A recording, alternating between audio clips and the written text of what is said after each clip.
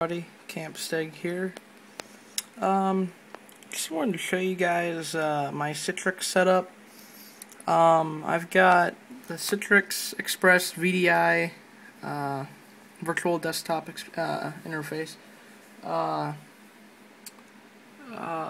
cloud computing, I guess you could say, just virtual desktops.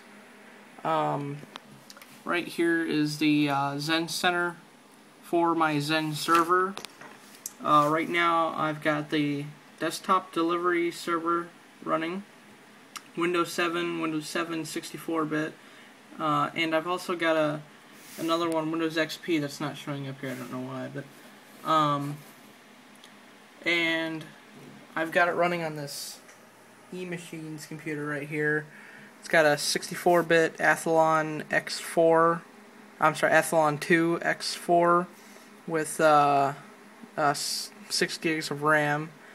It's got a 500 gig hard drive in it right now with an extended 500 gig. So yeah, it works out really nice. This version is free, up to 10 users. So as you can see, my laptop's too big for my thing. But I'll show you here. This is my laptop with dual displays. So I just thought I'd point that out. But yeah. Okay, so right here, I've made an icon, virtual desktop login. As you can see, when I stay on it, it takes me to an IP address, which over here, it'll bring it up. It'll pop up with Firefox. Oops, cancel that, wrong button. So, right here's my login. You can either put your domain backslash your username, or just put your username, password, and then domain. But this is my login here. Then you just press log on.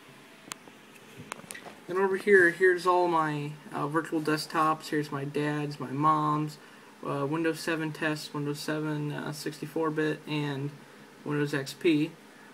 Today we're just going to do Windows 7. So I'm going to click that. It takes a second to load. Then over here we get a little thing popping up. And it's full screen. The only thing that you will ever notice is there, right around here, you'll see there's a little tab that you can click to get out or change your preferences and things like that for the interface. See, like this, and then it just goes away, and that's all you see is that little thing. This works up to 8 monitors, and because the drivers that I have for my laptop right now, I cannot use this monitor. I don't know why. It's just some kind of driver problem. But right over here, this is the virtual desktop. Works normal. I can get on the internet. It's actually not slow at all, really. It loads very nicely. And you can watch video content on YouTube up to, I think it was 720p until it got to bad quality. Dear Civic, we wish that. I guess we can watch this. Hey there, Apples. Have you ever seen... See, I put in 480p. Hey there, Apples. Have you ever seen anything like this at the zoo?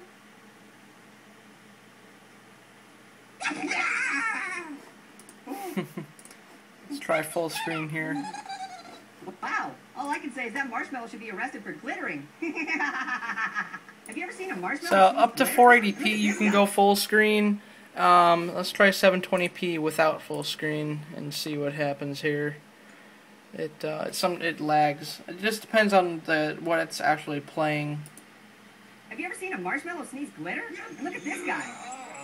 He jumped so high that if he had feet, he'd be wearing Air Force Ones. You're an apple, and that's fake and fruity. Yeah, so it's a little laggy even without full screen, but it works pretty nice. I'm gonna play an audio file that I have here.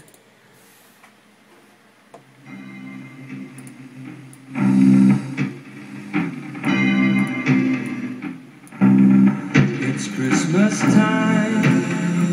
Whoops. So yeah, There's that. And then over here, I'll go to my other monitor. This goes to a local computer, which is over there on my stuff. It's a server. It's running server 2003. Let me set this down for just a second.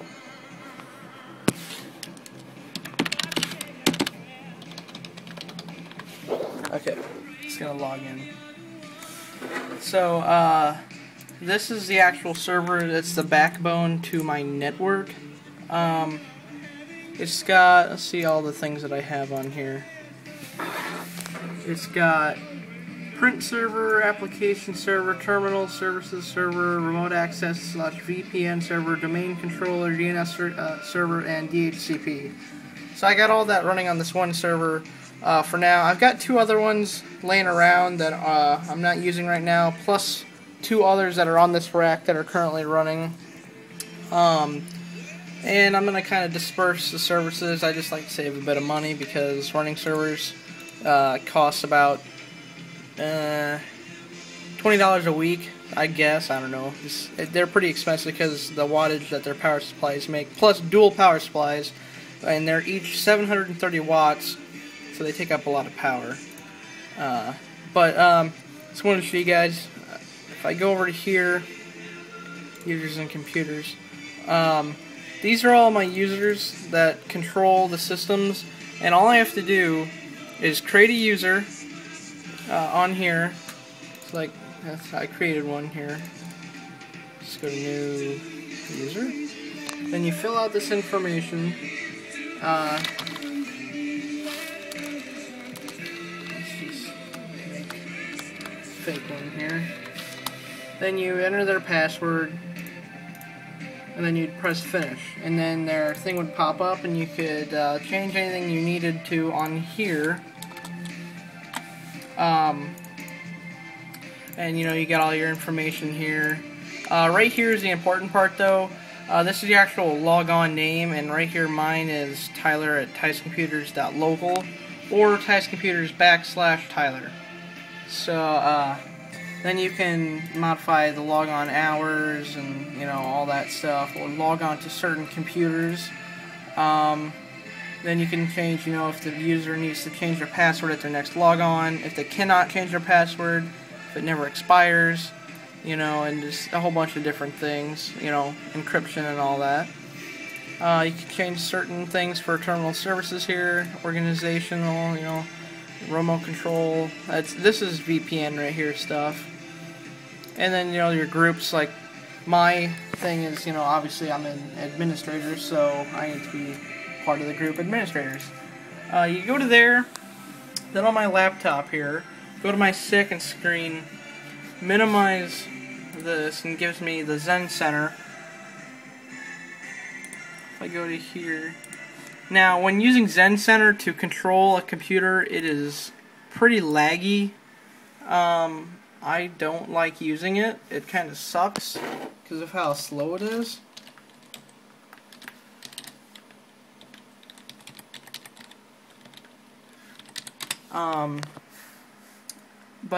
Yeah, it's, you know, don't have a choice. This right here is the desktop delivery controller, and what this does is you create what's called a farm, and then from there you can create your desktop groups, which right here, you know, here's the certain, you know, different ones, Dad, Mom, you know, Windows 7s and Windows XP. There you actually choose a virtual machine that's running on this server, Xen server, and you're actually, right here, I'm running a virtual machine. This is a completely virtual computer that's being transmitted over IP, which is known as PCO.